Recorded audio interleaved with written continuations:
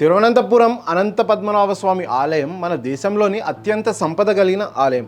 2011లో supreme court ఆదేశాలతో కొన్ని రహస్య గదులు తెరిచినప్పుడు వజ్రాలు, బంగారం, ఆభరణాలు, చరిత్రలో కనబడని విలువైన నవరత్నాల హారాలు బయటపడ్డాయి. కానీ వాల్ట్ బి అనే గది మాత్రం ఇప్పటికీ తెరవలేదు. పద్మనాభస్వామి ఆలయంలోని వాల్ట్ బి గదిని మహాభారత కల్లారా అని కూడా పిలుస్తారు.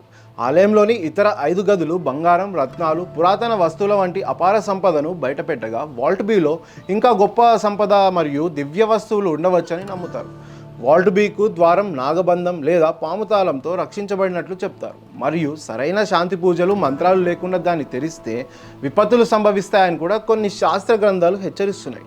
అలాగే పూరి జగన్నాథుడి ఆలయంలోని రత్నభండార్ గది 40 సంవత్సరాలుగా మూసివేయబడింది.